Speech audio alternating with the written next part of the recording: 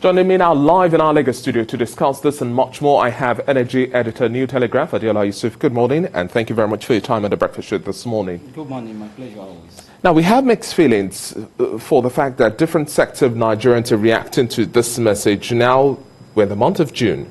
The federal government insists there's not going to be any increase in the fuel price. Now, for some, it's a happy mood.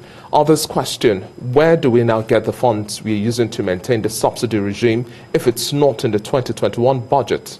Others are also raising the question of, look at our production capacity as well. As of January, we did not even produce one drop of oil, over 15 months, thereabout.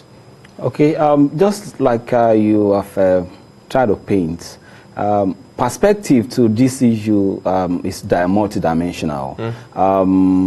The bottom line, before coming to the bottom line, there are some that have seen this as a very, very good news. A lot of Nigerians out there see Nobody wants to pay more. Everyone sees this as very, very good news. But to the economists, is a decision that is against all economic sense because of the fact that the Nigerians that are not paying more for fuel are indirectly paying the subsidy, because the money that they are using to subsidize this product belongs to all of us.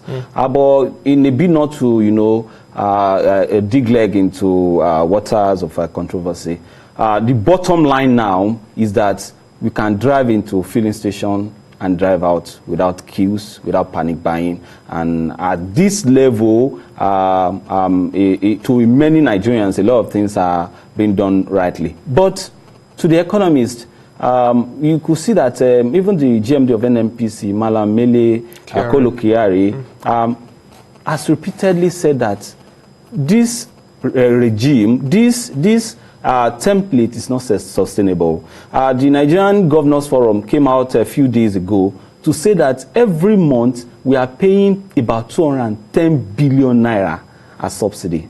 Just imagine how many hospitals 210 billion naira can build. Just imagine how many social amenities. The federal government is still looking for new windows to borrow to be able to support the 2021 budget. So while we are borrowing, we are still spending money, and money we can recoup. Money we can recoup. So if you look at it very, very well, but you know, in that line of argument, you just look right and left and center to see where you are going to exert that kind of argument, because there are some places, if you come up with that argument, you are likely to be stoned based on the economic situation of the country. Where lies the future now of the price modulation mechanism, which was earlier announced last year? This is half year 2021. Where lies the future of that? Do you think we'll have a point in time where market realities would drive the market, would have other players also be able to import, because it's still the NNPC that is the major sole importer of petrol at this point in time? But do you think, even understanding the dynamics of this, we'll be able to have cushions to ensure that even if we have market realities play, Nigerians wouldn't have to bear so much of a pinch?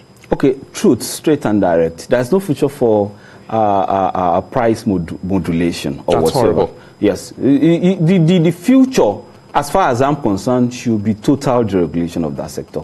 That should be, the market fundamentals should be allowed to take its due course, or else we'll just move one step forward and move about 5 steps backward. I understand what the government, everyone out there can criticize, everyone out there can say this is how things should be done. But when you get there, you understand how things are really, done. I think what matters most to the government politically is to ensure that there is no fuel crisis, and they're trying their best with that. But in the real sense of our future, we shouldn't, be in the committee of nations that will eat everything on the table, forgetting that we are giving birth to children. So the right thing to do, I from reports that we've been reading and writing, the government, particularly the Nigerian National Petroleum Corporation, has been trying its best to ensure that things are done the right way. Because oftentimes, even the GMD of NNPC wrote a letter a few weeks ago to the Accountant General of the Federation, alerting him of the implication of all this. So,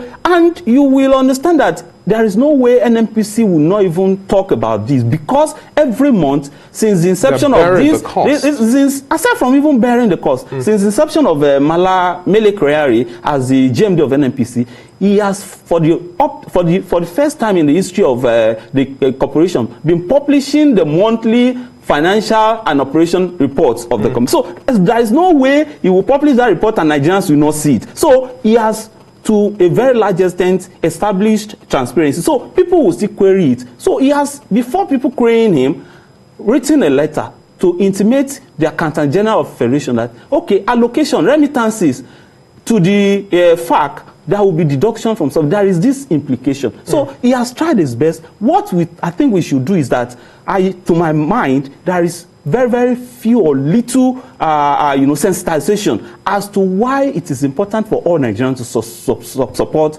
subsidy removal. You understand? If we are able to get everyone on the pitch to understand that this thing we are talking about is about the future, not about now. Until we do that, until everybody is on the table, I think we'll be moving, a step forward and about five backward. It's just like dealing with a situation of paralysis or cancer. You have to just attack it right there. But now let's wrap up our conversation with the delay, with the process of the passage of the PIB into law.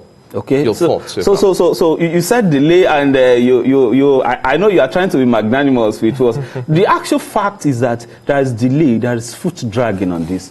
For close to 20 years, we have been on petroleum industry bill. This issue that you have even raised now concerning first subsidy removal, there are fundamentals, of that in the petroleum industry bill. You see that there is no way we can be running a country, particularly the oil and gas industry, without an up-to-date law guiding it. So what PIB has come to, prefer is the up-to-date, guidelines as to how this industry should be run. And until we are serious about PIB... The April deadline was what the federal government gave. Yeah, we are reporters, journalists reporting this PIB are already tired of reporting the deadline. In fact, truth of the matter is that the deadline is turning to deadlock. You understand? So you will bring a story to your editor, writing deadline, and you just Google deadline on PIB, you see a number of... Do you think this is intentional? Because the argument is that they're fine-tuning this document to ensure we have the best foot being put forward. But isn't it a little too late? Do you think it's intentional?